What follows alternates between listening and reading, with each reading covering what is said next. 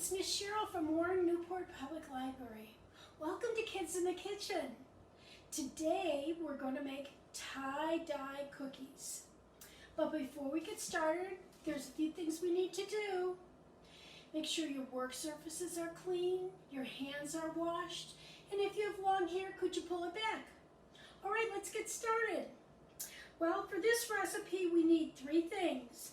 We're going to use a cookie mix, a sugar cookie mix. You could make your own cookie dough if you want, your own sugar cookie dough, but I'm using this today just for convenience. A stick of butter and an egg. So first, I'm going to open my cookie mix. I use a scissors because it's usually hard to open. And I'm following the directions on the mix, and it says to melt your butter and then add the mix to it. I have already melted my butter, so you can put it in the microwave or on the stove. If I put it in the microwave, I put it in, I start at 30 seconds and then just keep adding 15 seconds till it's melted. So there's my cookie mix. And now I'm going to put in one egg. It'll just plop right in. There you go. And now we're going to stir it. I would say, we could count to 20. 1, 2, 3, 4, 5, 6, 7, 8, 9, 10, halfway, 11, 12, 13, 14, 15, 16, 17, 18, almost done, 19, 20. There it is, it's all mixed up. So the next thing we're going to do to make these tie-dye cookies is we're going to divide the dough into 3 bowls. And after we divide the dough into 3 bowls, we're going to add some food coloring. So we're going to have 3 different colors. Here we go. 1,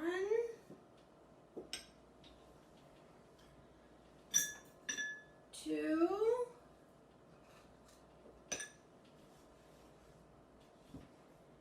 and 3. Very good.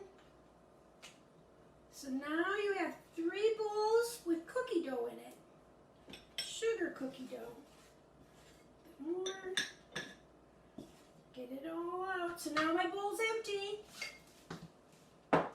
And to these, we're going to add some food coloring. Now, food coloring, you can buy it in a paste, or you can buy it that it's liquid. And the 3 colors that I'm going to use are going to be yellow, orange, and red. So I'll start with the yellow. And I put in probably, a quarter to a half a teaspoon. I just kind of guess and I squirt. I always say go on the side of air and just put less than you think, because you can always add more. So this is going to be my yellow. And I find that if I mix it with a fork, it mixes up easier. But you try and do whatever works for you. It's getting yellow. Gotta have strong arms for this. Show your muscle power. Here it comes. Look at how nice and yellow it is. Beautiful. Very nice. Okay. Next I'm going to make, let's do red next.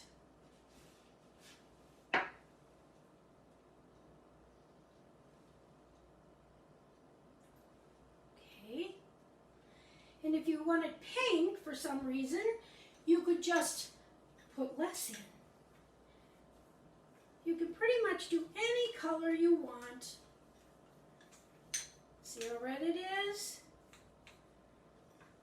Now if you're using a paste food coloring, it'll come out brighter than some of the liquid. But this seems to be just fine.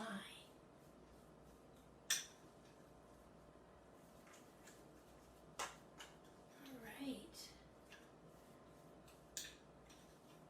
Look at that. Looks good.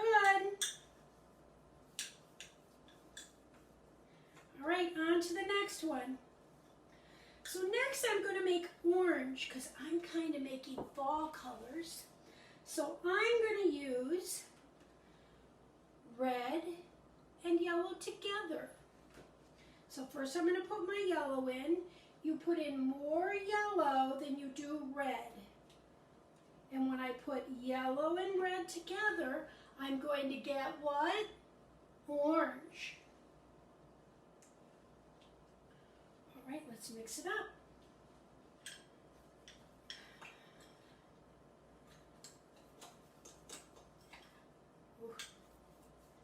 I can see it. It's coming.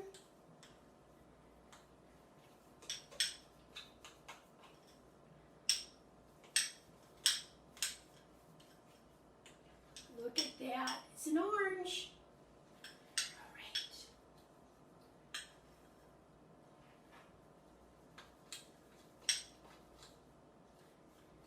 All right, you might want to preheat your oven to 350 degrees. All right. Here we go.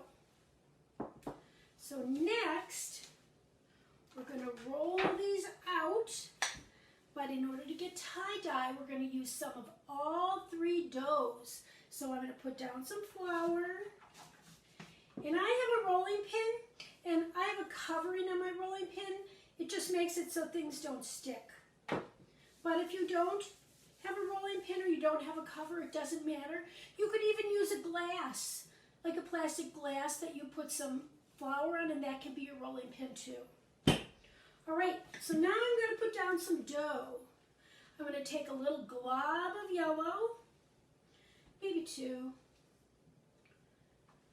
and a glob of red, maybe three, and some orange.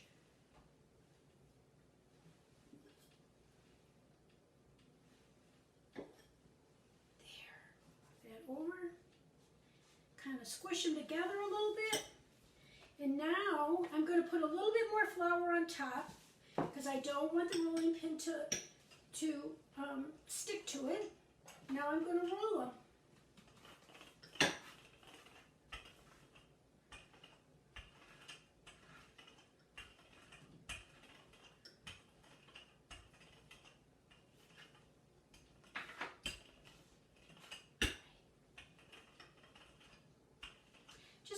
I'm going to bring you a little closer so you can see what I'm doing better.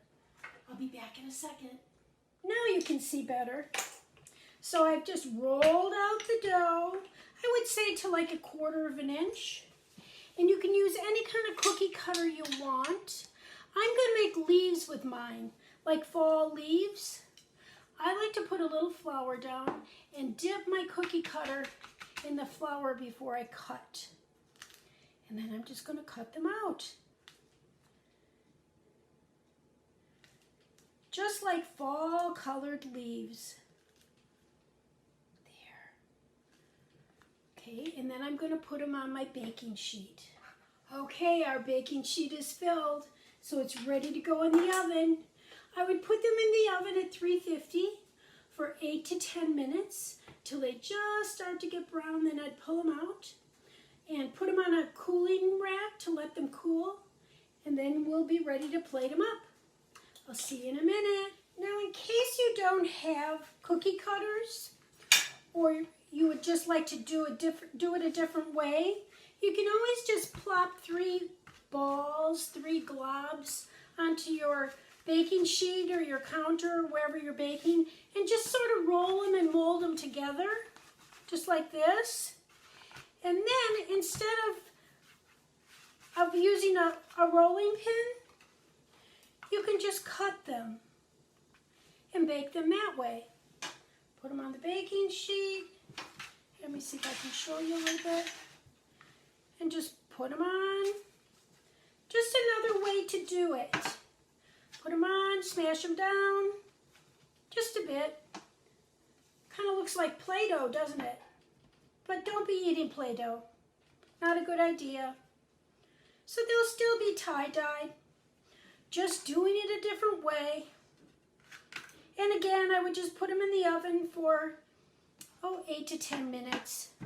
You might have to press them down a little bit just to make sure they're not too thick. Otherwise, they won't bake evenly. Yes, you could make a little ball and then smash it down. You can't really do these wrong. They'll all turn out just fine and they'll taste great. All right, so I'll put these in the oven and I'll be back. Your cookies are finished. Don't they look lovely? You did such a good job baking your cookies. Thanks for joining me today. I'll see you next time. Bye-bye.